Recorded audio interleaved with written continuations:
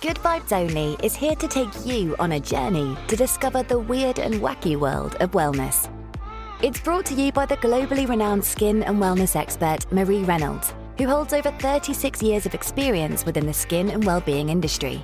Each week, Marie shares her own holistic lifestyle hacks and chats to other leading wellness experts to find out their good vibe story, discussing how they deal with day-to-day stress, anxiety, sleep, and skin issues. Listen in as Marie explores why, when it comes to our health and wellness, we need to look beyond the linear, question the norm, and think outside the box. I'm joined today by Amanda Place, who is an award-winning health and fitness coach. Welcome, Amanda. Thanks for coming on to Good Vibes Only. Hello. Super excited to be here. Thanks for having me. It's a pleasure. So just tell us what your story is and why you started your health and fitness coach business. Yeah. So if you can't tell already, my accent's a little bit different from the traditional English. I was actually born and raised in Canada. Lovely. And I moved here about 4 years ago from my husband, who's British. But going all the way back, I grew up in a normal household, did a lot of fitness in the sense of like dance, did a lot of competitive dance starting at the age of 4. So I kind of got into the fitness sphere in that sense right off the bat. And I did that all the way up into my university years.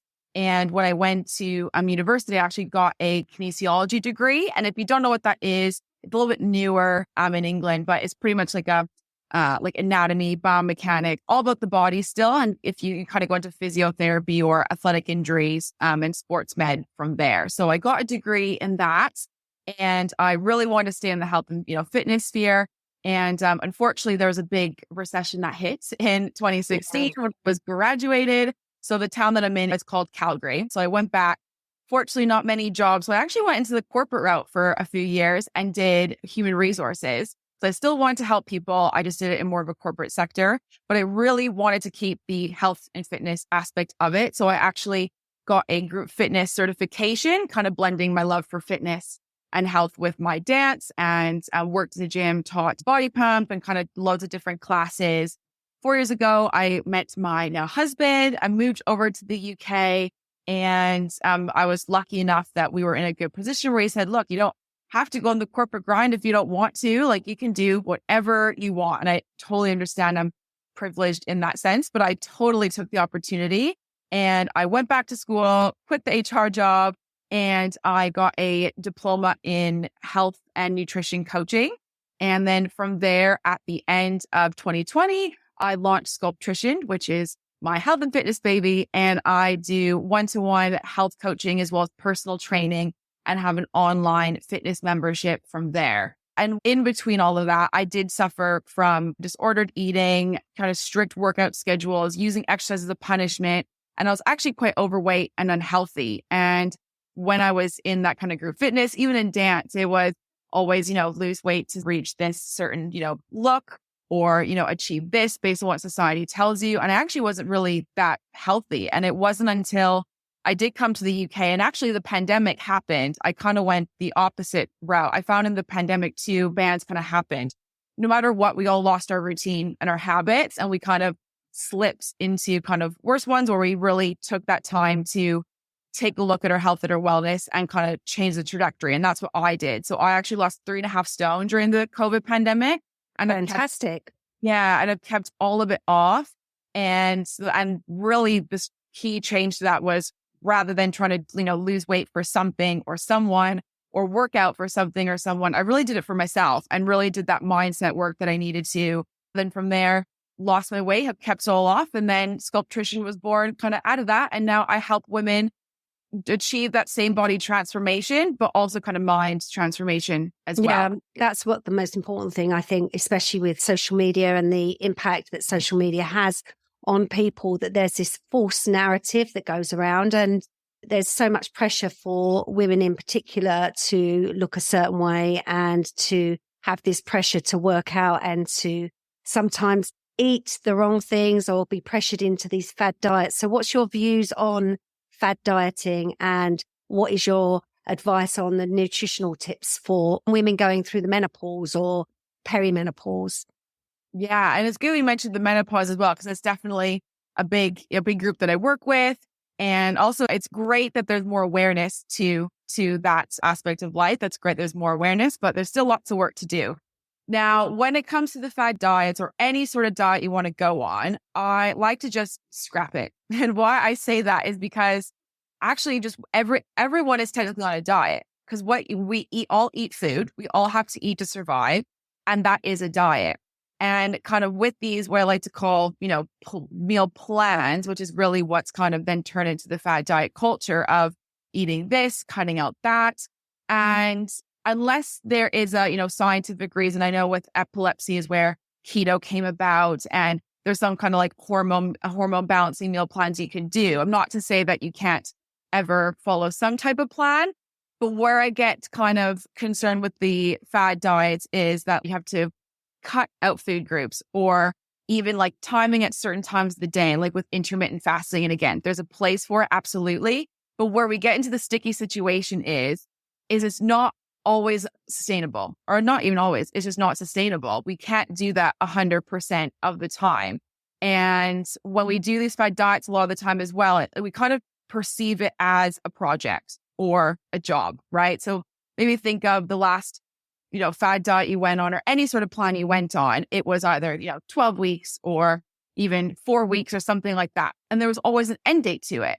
And the problem is with that is, yes, maybe whenever it promises, whether it's weight loss or body composition changes, etc., is that there's an end date to it. And if you feel like you're struggling, if it feels like it's really hard to get through that 4 week or those 8 weeks or those 12 weeks, then how are you actually going to keep it going afterwards? And that's the biggest thing. And then we actually end up, from the mindset perspective, in such a worse position, because the amount of clients that have come to me when they've done these fad diets and they said, yeah, I lost, let's say a stone or 2 stone in a very short amount of time, which is concerning on its own. But then as soon as they end it, then all of it's completely back on again. Everyone is different. When I talk to my clients, you can't do a one-stop shop. You have to look at everybody's own constitution. It's really important to do that. So would you say that fitness goals are important? And explain us what Sculptrition is, what you do. Yeah. And so with your first question of, is it important to have fitness goals? And I think absolutely. And it's up to what type of goals that you want. And when it comes to Sculptrition, what I help with, typically what those goals, what people come to me originally, it's either, fat loss or weight loss. And lately though, it's actually a lot of just wanting to get a healthier, like fitness consistency, because they're kind of on the grind, whether it's at work or with the kids or both. And they don't have enough time for them and to actually take care of themselves.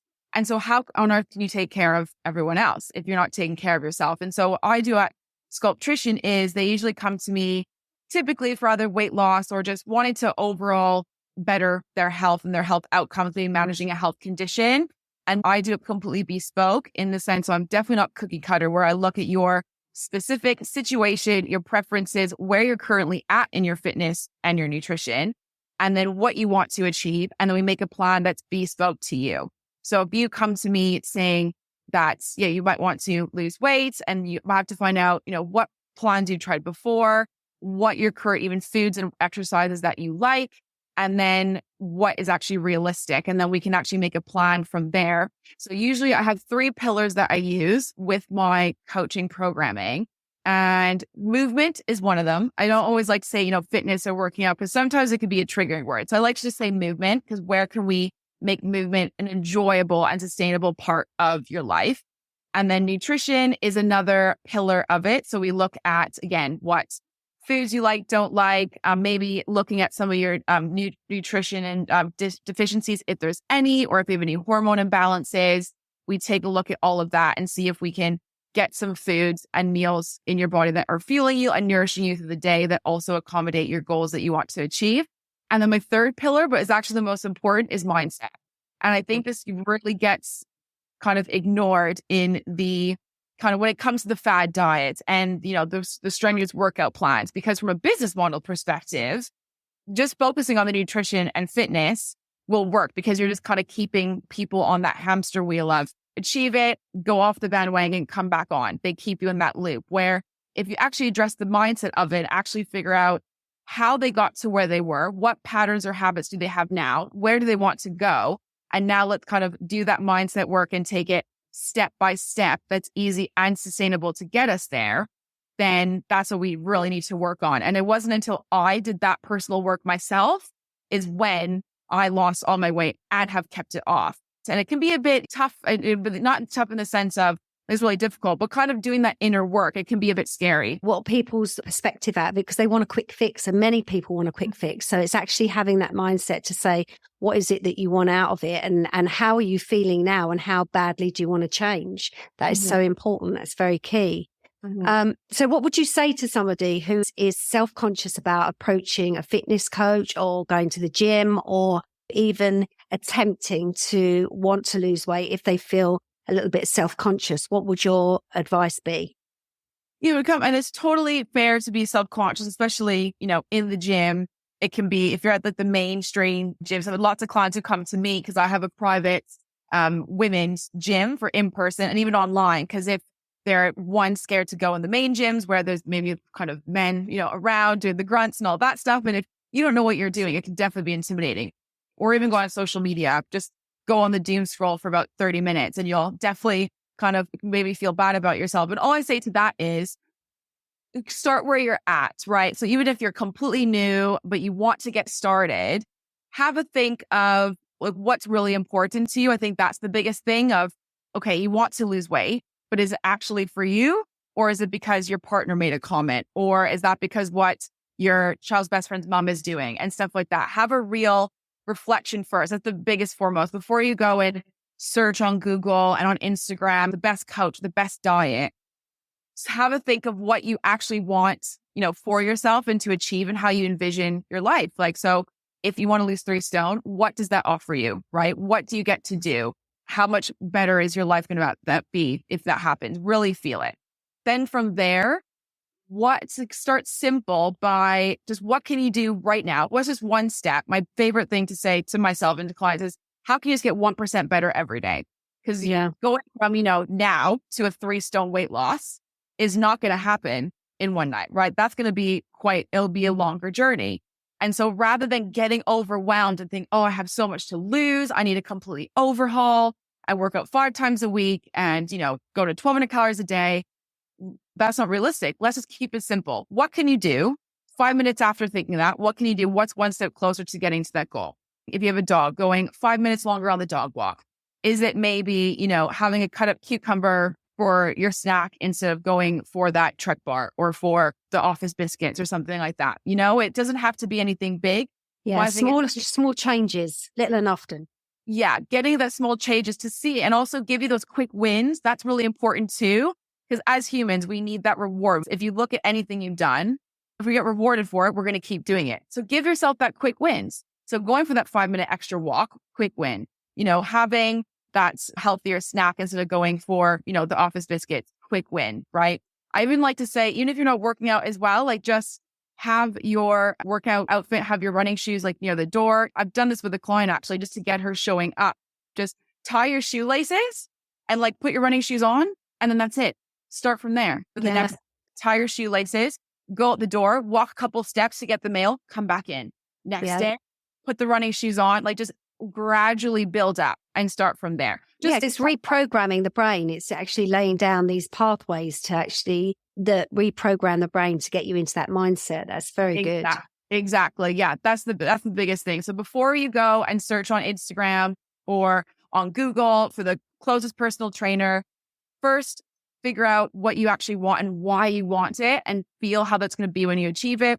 And then make a kind of quick game plan for what steps can you do right now to begin that journey. And then it'll be a lot easier as well once you are ready to either go to the gym or to hire that trainer or coach. You'll actually know what you want and know what you're looking for rather than being bombarded and then getting overwhelmed and not taking action at all. No, that's great. So like what you just saying about the trainers, what you would say to our listeners who, let's just say that are just waking up, feeling groggy, are the quick tips that they can do in the morning and a couple of little things that they can pull into their breakfast or to start their day? Yeah. So morning routines. I love those. And so with the morning routine, there's lots of little things you can add in. Always, hands down, keep it easy. So some little quick things you can do if you just want to not start, groggy, or even like the micro stresses in the day. I'm not sure if you're the same, but I know for myself, I've gotten the habit of the first thing you do is you wake up in the morning with your phone, right? Checking your messages, emails, and that's actually causing something called micro stressors to pop up. And then actually your stress tolerance is going to be a lot lower in the day, because you're kind of already, by the time even you're out of bed, you already have about 5 different micro stressors just from your phone. Well, the phone is a big thing for me because the phone has to be out of the bedroom. So that's brilliant. That's a good top tip. Yeah. So that's the one thing you can do. See if you can. This is what I've done. I've taken the phone out of the room and I've put a natural, like a light lamp, which you get on Amazon, super cheap. We can put in the show notes for you guys. And that way it wakes you up naturally. And that way, and then you can get your, day started, brush your teeth, all of that stuff, and then get your phone. At least you just start without those micro stressors. But as humans, we get tempted and we're so glued to our phones. Typically, we look at the messages. So if you can, keep it out of the room. Another thing to help with actually your circadian rhythm and get your energy levels up and high right off the bat is getting some sun first thing in the morning. I know we're in England though, so especially the autumn's coming. And the winter is coming, so you might not get the 20 degrees in the morning. That's not the point. It's more of just the daylight. So get up, open the windows. If you can, get outside, like even just out on your terrace, out in your front door. If you have dogs, let them out for a wee, and just stand out and get some of that natural sunlight, even if it's cloudy, because that's going to naturally set your circadian rhythm, also known as body clock, and set you up for the day. So you're not going to be walking around like a zombie before that coffee. Another hack you could do if you are a coffee person is really try not to have that first thing in the morning without any food. I know intermittent fasting, it's a bit of a different thing. They have a different perception, but at least for your energy levels, I personally like to, I've noticed a difference as well, is waiting till at least an hour and a half to 2 hours after you've woken up. Yeah, perfect. Perfect. The liver meridian works best from 11 o'clock in the morning. So that's why coffee is amazing at that time. Great. Yeah, exactly. So see if you can have it then with some food so it gets well absorbed, so you actually have those stable energy levels rather than the quick, sharp lift, and then you're crashing by 2 or 3. And then last thing, once you get to the breakfast time, to keep the energy levels up, keep ready for the day, and any meal you have going forward, if you can, just imagine a plate. So there's a circle right in front of you, and to have a nice, fueled, kind of balanced meal, you want a third of that plate fruits and or veggies, a third of that plate lean protein. So think eggs, even bacon, Greek yogurt, that type thing. You want another third of a slow release carbohydrates. So think you can do like sweet potato, even like that whole grain toast, couscous, quinoa for the lunches and dinners, whole grain rice and pasta. And then you want a little bit of drizzle of healthy fats. In the morning, a little bit of peanut butter. Also, I'll put a bit of olive oil if you have it with your eggs, nuts and seeds, that type thing. So if you can just think a third of proteins, fruits and veg, or some slow release carbs, as well as a bit of healthy fats and a drizzle, then you'll be set up for the day ahead. So just a few of those, pick what you want. And again, you can even build those up, pick one now, add on as you go through, and then you'll have a bulletproof morning routine. Perfect. That's amazing. So Amanda, tell our listeners where they can find you on socials and also where they can find you on your website. But just tell us now where we can find your work. Yeah, so you can find me on my website is sculptrition.com. So SCULPTRITION. I'm also on all the social media platforms at Sculptrition. So I'm on Instagram, Facebook, TikTok, even Pinterest. I'm active daily on Instagram. So I'm always on kind of the DMs on there. So if you want to say hello, I'll be on that. And I'm also on LinkedIn for my corporate friends under Amanda Place. And so we'd love to welcome you. We offer one-to-one coaching services, either in health coaching or personal training. But if you are also one of those maybe kind of conscious gym goers, new to the gym, and want to try out, get your fitness routine back, we do have a great online fitness membership, which is the Sculpt membership. And you can get that all on the website as well. And it's a great place to meet women just like you and get your fitness out from the comfort of your own home, whether it's live or on demand. And yeah, then you can see all the great work we do in the community that we have over there. We'd love to have you. Amazing. Amanda, thank you so much for giving your time this morning and sharing all of your knowledge to our listeners. And we will make sure that you're followed and all your information is put down in the bio. So thanks ever so much. Yeah, thank you so much as well. And yeah, really great work that you're doing getting this good words out to the world. So thank you so much. That's it for this week's Good Vibes Only episode. But there's plenty more wholesome, holistic information where that came from. Check out Marie's website, www.mariereynolds.london.com, or follow Marie on socials. For Marie's products, follow at Marie Reynolds London on Instagram and Facebook, and at Marie Reynolds_London on TikTok. You can also follow Marie's day-to-day content on Instagram. Follow at Marie Reynolds_MRL. Thank you so much for listening to Good Vibes Only.